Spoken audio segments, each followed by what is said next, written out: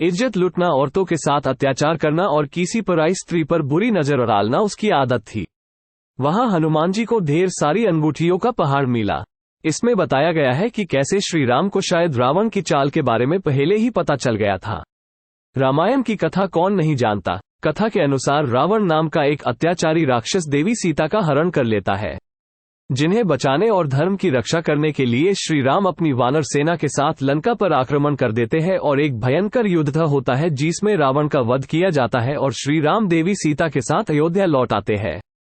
ये सब हमने वाल्मीकि रामायण में सुना है, लेकिन कुछ लोग ऐसी बातें कर रहे हैं कि सीताजी का कभी अपहरण हुआ ही नहीं था और वो दरअसल सीताजी रावण की बेटी थी। तो आपको कैसा लगेगा? क्या हमारे घरों में जो राम कथा सुनाई जाती है, क्या वो झूठ है? आज हम रामायण के बारे में जो बातें वीडियो बनाकर सुनाई जाती है वो आपको बताते हैं। फैसला आपको करना है कि किस बात पर यकीन करें। कई लोग इसको शॉकिंग फैक्ट्स करके बताते हैं। फैसला आपको करना है, देखना है लोग कहां तक धर्म को तोड़ मरोड़ कर सकते हैं। चलिए वीडियो में आगे जानते हैं कि लोग क्या कहते हैं, कैसी बातें बनाते हैं। अब आगे जो भी आप सुनेंगे वो लोग चलाते हैं, जिसमें कुछ बातें ठीक लगती है, अन्यथा कई बातें सोचने वाली है। वहीं हमने आपको दिखाने का प्रयास किया है ऐसी जो छोटी कहानी बनाई गई है वो हम आपको बताते हैं। सुनिए, जिसने कहा गया है कि रावण रामायण का एक भयानक राक्षस था जो बहुत ज्ञानी, शक्तिशाली और बहुत ही अहंकारी था। इसी अहंकार, क्रोध और लालच के चलते उसने एक बार एक साधु के रूप में आकर छल से मां सीता का हरण कर लिया। पर हम अगर आपसे ये कहें कि रावण ने जिसका अपहरण किया था वो मां सीता थी ही नहीं, तो रामचरितमानस का आरण्य कांड में एक अलग ही वर्जन बताता है। इसमें बताया गया है कि कैसे श्री राम को शायद रावण की चाल के बारे में पहले ही पता चल गया था और उन्होंने पहले ही मां सीता को अग्निदेव के प्रोटेक्शन में भेज दिया था। वो चली गई और वहां अपनी परछाई को पीछे छोड़ गई, जिन्हें माया सीता कहा गया है। तो इसका मतलब ये हुए कि जिन्हें रावण बंदी बनाकर अपने साथ लंका ले गया वो माता सीता नहीं बल्कि उनकी परछाई माया सीता थी। रावण के साथ युद्ध करने का असली कारण था इस धरती को रावण के अत्याचारों से मुक्त कराना। रामचरितमानस के लंका कांड में ये भी कहा गया है कि युद्ध के बाद जब अग्नि परीक्षा ली गई वो असली माता सीता को वापस लाने का तरीका था। दोस्तों, ये अगली कहानी आपको और भी ज्यादा सोचने पर मजबूर कर देंगी। मां सीता को ना छुपाने का कारण रावण की अच्छाई नहीं बल्कि एक श्राप था। कई बार रावण को ऐसे दिखाया जाता है कि उसके बहुत ही ऊंचे उसूल थे, जिसकी वजह से उसने सीताजी का हरण तो किया पर उन्हें कभी हाथ तक नहीं लगाया। पर रावण के उन्हें ना छुपाने के पीछे कोई और ही कारण था। सीताजी के हरण से भी पहले रावण ने हर तरफ अपने बुरे इरादों से कहर मचाया हुआ था।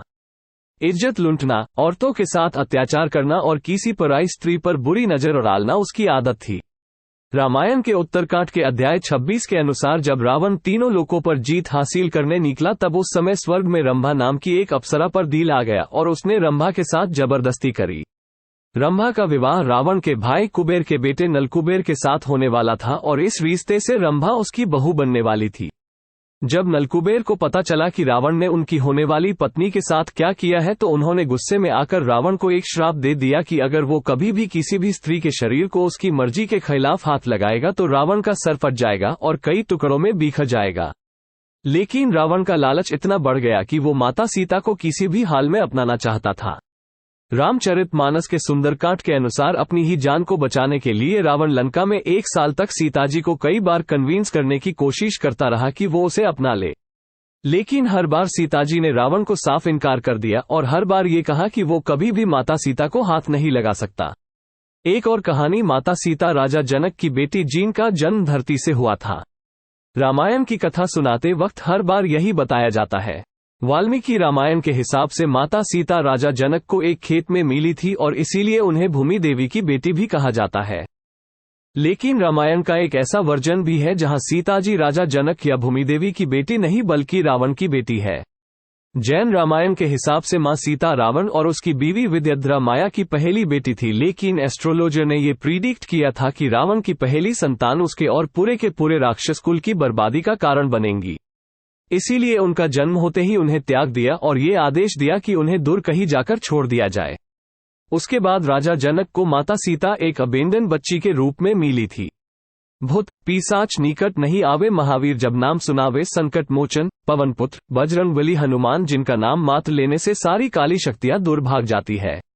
भले ही वो कोई बुरी आत्मा हो, कोई भूत हो या फिर कोई पिशाच। हनुमान जी के पास 8 दिव्य शक्तियां हैं, जिनकी मदद से वो कभी भी अपने शरीर को बड़ा छोटा कर सकते हैं। हवा के साथ उड़कर कितनी भी दूर जा सकते हैं और अपनी ताकत से किसी का भी विनाश कर सकते हैं, और इसीलिए कई तांत्रिक उनकी पूजा करते हैं। हनुमान जी को हम एक ब्रह्मचारी के रूप में जानते हैं, जिन्होंने कभी शादी नहीं करी, पर कुछ कथाओं के हिसाब से ऐसा नहीं है।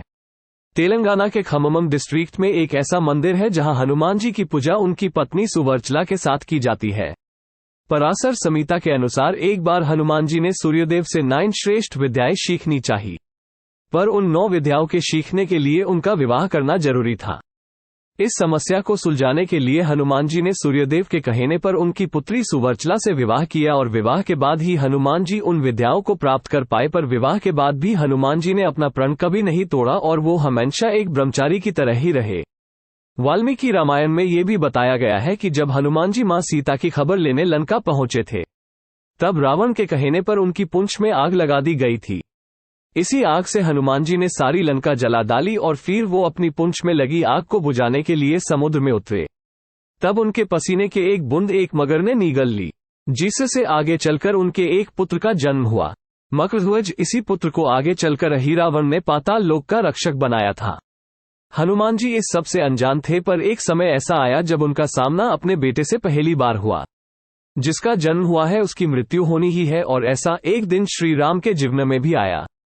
भगवान राम जानते थे कि अब उनकी मृत्यु का समय आ चुका है और उन्हें अभी यमराज के साथ जाना होगा। लेकिन यमराज अयोध्या में प्रवेश करने से अड़ते थे। वो जानते थे कि हनुमान जी हर समय भगवान राम के महल के द्वार पर निगरानी रखते हैं। वो यमराज को श्री राम तक पहुंचने ही नहीं देंगे। इसलिए यमराज को अयोध्या में प्रवेश करना है तो हनुमान जी को डिस्ट्रैक्ट करना होगा। तब श्री राम ने एक तरकीब सोची। उन्होंने अपनी अंगूठी महल के फंस के दरार से पाताल लोक में अड़ाल दी और हनुमान जी से उसे लाने को कहा।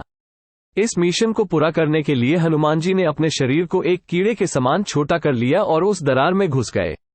पराशर संहिता के अध्याय 53 और 54 के अनुसार वहां हनुमान जी को ढेर सारी अंगूठियों का पहाड़ मिला। ये सारी अंगूठियां श्री राम की ही थी। हनुमान जी समझ गए कि उनका यमलोक में प्रवेश करना और अंगूठियों का पहाड़ मिलना कोई इत्तेफाक नहीं था। ये इस बात को दर्शाता है कि वहां पर श्री राम की अंगूठी पहले भी गिर चुकी है और आगे भी गिरती रहेंगी। तो बार बार इस धरती पर श्री राम का जन्म होगा और बार बार उनकी मृत्यु भी होगी। कहते हैं कि ये अधर्म अपनी चरम सीमा पर होता है तब विष्णु जी धर्म की रक्षा करने के लिए अवतार लेते हैं। अब तक विष्णु जी के 9 अवतार इस धरती पर आ चुके हैं और अब 10वें अवतार में धरती पर आएंगे कल्कि अवतार। त्रेतायुग में श्री राम ने कई वर्षों तक राज किया और जब उनके शरीर त्यागने का समय आया तब अपनी मृत्यु से पहले श्री राम ने हनुमान जी को कहा था कि वो कलियुग के अंत तक धर्म की रक्षा करते रहे। जब पूरी दुनिया में क्राइम, मर्डर्स, डेथ और बीमारियां चारों तरफ फैल रही होगी, उस समय विष्णु जी कल्कि अवतार में सफेद घोड़े पर बैठकर आए और कली नाम के राक्षस को नष्ट करके अपने दशावतार को पूरा करेंगे।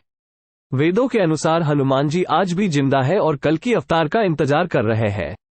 दोस्तों, ये थी रामायण से जुड़ी कुछ ऐसी कथाएं जिनके बारे में बहुत से लोग बातें बनाते हैं। इसमें क्या सही क्या गलत, इसका फैसला दोस्तों हम आप पर छोड़ते हैं। अगर आपके पास भी कुछ ऐसी कहानियां हैं तो हमें कमेंट्स में जरूर बताइए, या ऐसी और कोई बात के विषय में आप जानना चाहते हैं तब भी हमें जरूर लिखिए। धन्यवाद।